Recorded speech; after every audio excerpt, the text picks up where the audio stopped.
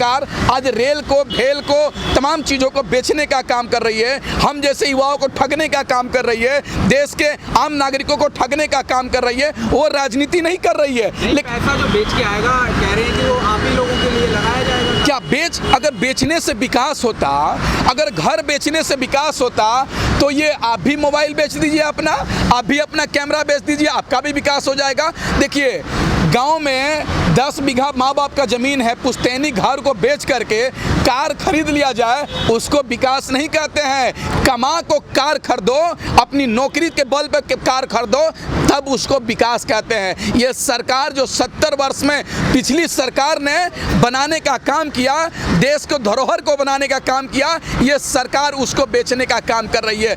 India gate पूरे दुनिया में मशहूर है, आज देखिए ना क्या हालत है, आज बंद कर दिया गया है। आज टूरिस्ट क्यों नहीं आ रहे हैं? आगरा में ताजमहल दुनिया में 7वां अजूबा, आज स्थिति क्या हुआ है? लाल किला बंद है। अरे भाई क्यों बंद किए हुए हैं आप तो देश की हर तमाम चीज़ों को बेचने का काम कर रहे हैं। पहले हम लोग 3 रुपए का रेलवे का प्लेटफॉर्म टिकट खरीदते थे, पत्रकार महोदय, आज 25 रुपए का रेलवे प्लेटफॉर्म टिकट बिक रहा है। गरीब का आदमी चढ़ पाएगा ट्रेन में क्या? ये लोग तो प्लेन में खुद अमीर लोग चढ़ते हैं। अब ये सरकार चाह भी रही है कि गरीब ट्रेन में भी सफ़र नहीं कर सके। जैसे आदि मानव के ज़माने में गरीब लोग पैदल चलते थे, उसी तरीके से सरकार चाह रही है कि गरीब पैदल चले, बैकवर्ड, दलित, आदिवासी तमाम लोग भूखे मरे और चंद पूंजीपति लोग, चंद ऊंची जाति के लोग, बड़े लोग, अमीर लोग राज करें महलों में। ये सरकार ऐसा कानून बनाना चाहती है, ऐसा नियम बनाना चाहती है। आज बताइए ना देश की हालत क्या है?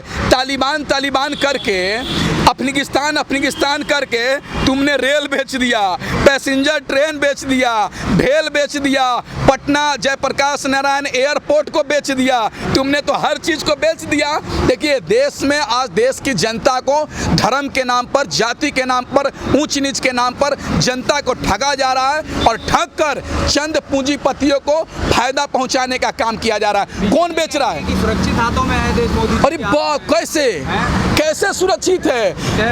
देखिए 2 लोग बेच रहा है इस देश को और 2 लोग ही खरीद रहा है। मोदी और अमित शाह इस देश को बेचने का काम कर रहे हैं और अडानी और अंबानी इस देश का हर चीज़ को खरीदने का काम कर रहे हैं। आपने देखा होगा 3 कृषि कानून आया, उसमें अभी कानून आया नहीं।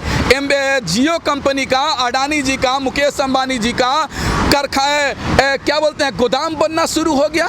अरे भाई देश के लोगों को ठगने का काम कर रहे हैं। आज आपको बता देना चाहता हूं, हिंदुस्तान की सबसे बड़ी रोजगार देने वाली संस्था भारतीय रेलवे है, जिसमें बिहार, यूपी और झारखंड के गरीब के बच्चे, जिनको सपना होता है आंखों में कि मैं गवर्नमेंट नौकरी करूंगा, सरकारी नौकरी करूंगा, हर साल 1 से 1.5 लाख बच्चे रेलवे विभाग में नौकरी करते हैं। आप बताइए अगर रेलवे विभाग को प्राइवेट कर देंगे तो हम जैसे गरीब बच्चे कैसे गवर्नमेंट नौकरी करेंगे? हमारी सपना को कौन पूरा करेगा? अरे आप बेचिए ना, संसद भवन को प्राइवेटाइज कर दीजिए, लोकसभा को कर दीजिए, हर मंत्रालय को कर दीजिए, हमको दिक्कत नहीं है, लेकिन गरीबों का जो रोजगार देने वाली संस्था है उसको बेचने का काम मत कीजिए मोदी जी, प्रधानमंत्री जी। ये लोग जो दावा कर रहे हैं योगी जी कि हम नौकरियां दे रहे हैं 4 लाख, इन दावों का क्या है? अरे भाई योगी जी का, मोदी जी का विकास अगर देखना है तो आप बैनर पे देख सकते हैं, कागज पर देख सकते हैं, सड़क पर उनका विकास नहीं दिखेगा। अगर सड़क पर विकास दिखता तो उत्तर प्रदेश के युवा पानी टंकी पर चढ़कर रोजगार नहीं मांगता योगी जी से, देश के प्रधानमंत्री से सीजीओ कॉम्प्लेक्स और जंतर मंतर पर हजारों छात्र नहीं आते, बल्कि मोदी जी को थैंक यू बोलते।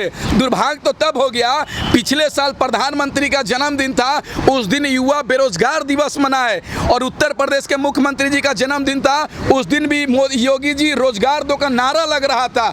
इससे सिद्ध होता है कि ये सरकार 7 वर्ष में युवाओं को रोजगार देने का काम नहीं की है, रोजगार किसी को छीनने का काम की है, और महंगाई इतना आसमान पे छुड़ा दिया कि इस देश का गरीब को जीना मुहाल हो गया।